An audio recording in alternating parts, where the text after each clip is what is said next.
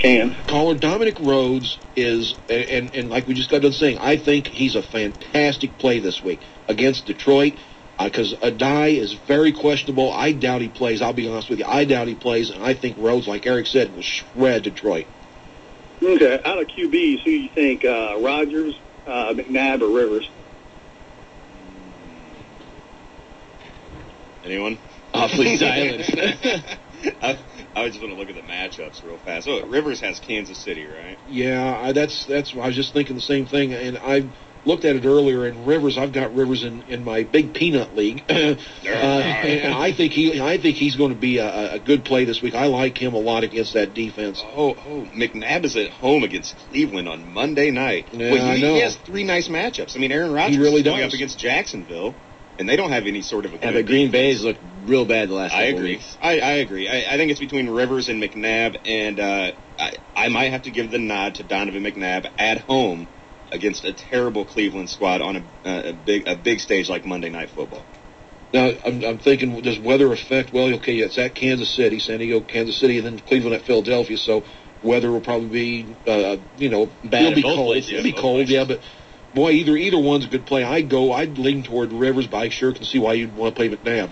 McNabb's been hot and cold. Last week, decent week. Week before, not so much. I'd have to lean towards Rivers just because the Chargers need a win this week. I know they're at Kansas City, who's a rival, who are probably playing tough, but I think Rivers would be the play here just because I don't like the inconsistency of McNabb. He's just been off and on. Another problem with McNabb is his receivers are, other than Deshaun Jackson, are so hit and miss. Kevin Curtis, he may not play because of a concussion. L.J. Smith's been wildly inconsistent at tight end. And that causes a lot of McNabb's inconsistency, too. So, yeah, that's another reason I think I lean toward Rivers. All right, guys, so I was wrong. No, you're not wrong. No. Just rub it in. Hey, one's ever wrong. sticking with that San Diego-Kansas City game, what do you guys think of LT? Womp. That's a good question. That's a good question. This has got to be an issue for a lot of people. He's in a the big playoffs. name. He's a big name, and it is playoff time. You'd like to pencil him in there, but Kansas City's definitely going to key on him. And we brought this up last week a little bit about LT probably not being in your top 10 of the draft next year.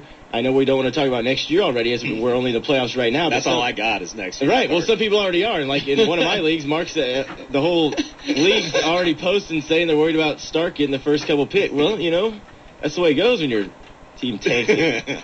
Darren Sproles has actually been a better play the last few weeks when it comes down to it. As crazy as that is. It's the same situation that they have in Indianapolis with the Dye and Rhodes. The backup actually looks better than the starter. With LT, he's had 3 or 4 games where he should have really dominated here in the last month and a half, and he hasn't done it. And you wonder, and I said it last week and got fried from a couple people, I think he's going to pull a Sean Alexander and just disappear real quick. Wow. I hope not, but I just don't know. He's 30 years old, and, man, he's lost a step at least. Well, I have him in a keeper league, and he will not be kept. I can understand why, yeah. And same with Joseph Adai. I have both of those guys, and I'm dropping them both going into next season. Just 2 very disappointing guys. And Darren Sproles is actually averaging 4.7 yards a carry. I read that today. And so it's not – LT is under 4 yards a carry, and you want to say, well, the offense is sputtering. Maybe the line's not doing what they're supposed to do, but look at what Sproles is doing in the backfield. Can't say that. Getting almost 5 yards a carry, and he's just a little guy. He is just a little guy. Well, it's hurting their team. They're 5-8. I mean, everyone expected San Diego to be much better this year. Yeah.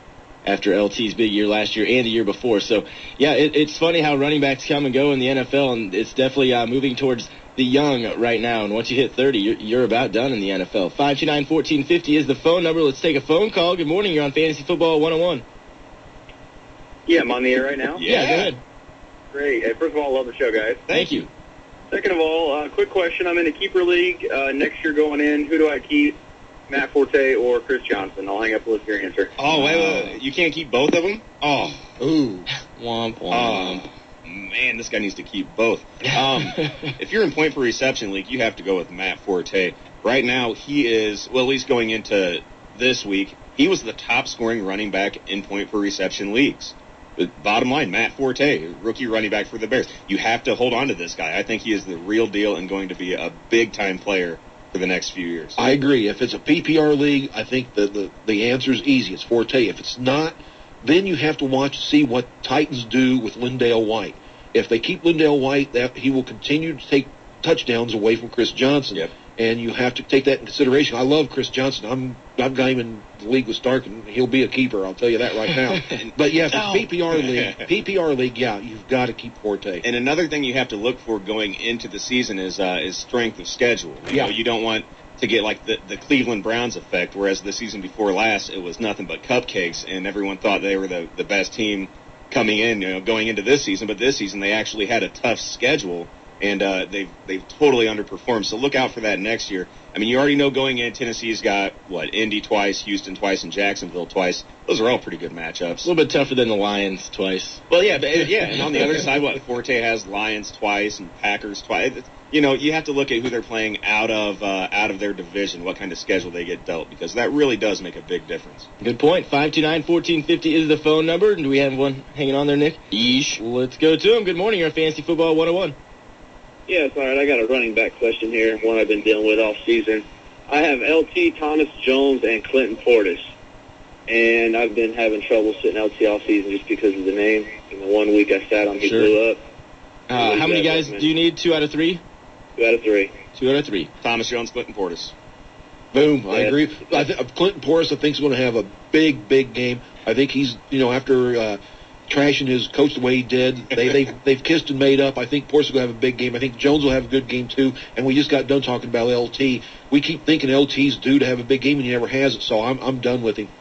Yeah, that's what I figured. Just the 1 week I sat on, LT blew up, and it made him that much harder to sit. Yep, that's how it happens. All right, thanks, guys. Thanks for the phone call. 529-1450 is the phone number, 529-1450. I agree, Mark. I think Portis is going to have a big week this week, and like we've been talking about, LT's just not been the man. Yeah. He's just not getting it done. You can't start him, especially now that you're in the playoffs. You can't take a chance. His record over the last 5-6 weeks is not good. You can't start him. And even if he killed you that 1 week where you sat him and he had a good week, look at what he's done to you every week that you've started him. Exactly right. Which is much worse. So it's time to give up. Time to give up on the fact that you've made the playoffs, starting him all these weeks, you'd be applauded. Yeah, no joke. 529-1450 is the phone number. Some teams or some people are in IDP leagues. I know Mark is in one. There are some significant injuries on the defensive front. We don't always have time to run through those, but we do have time this morning. Let's take another phone call, though. 529-1450 is the phone number. Good morning. You're on Fantasy Football 101. Yes, last night I had a fantasy that Brett Favre was on. That was a good one. It sounds like you need help, sir. Yep. If you're dreaming about Brett Favre, you need help. I don't desperately. I don't think he knows what IDP stands. No, I don't. So it turns out we do have time to talk about those defensive injuries. What do you got, Mark? I had a few emails over the last week. Guys asking if I could help them. Apparently, you didn't get my email. But they wanted to know if there were any injuries that might affect them being in the playoffs. I know there are a lot of real nervous fantasy owners. There's a few on there. Colts got a defensive tackle, Keontae Dawson, hamstring. He practiced Friday, but whether he's going to play will be determined. And that if he doesn't play, that'll help the Lions' running game. God knows they need all the help they can get. Fred Robbins, giant defensive tackle, is questionable. Definitely will help the Cowboy offense if he doesn't go. A couple others, Buccaneers, both starting defensive tackles, Javon Hay and Chris Hovan, are both questionable. And this is another thing that might help Turner. I tell you what, I'm thinking Michael Turner's going, boy, he's starting to lick his lips here.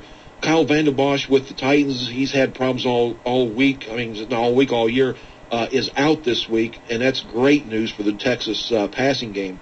Jared Allen's got knee and shoulder problems. He's questionable. Cardinal offense would like that. Anything that would... if Allen's out, that's a big name on the defensive side. Freeney also popped up on the injury report this week, and London Fletcher, I know he's a tank, but should he play this week? Fletcher is right now questionable, and it's real. If you've got other options, go elsewhere.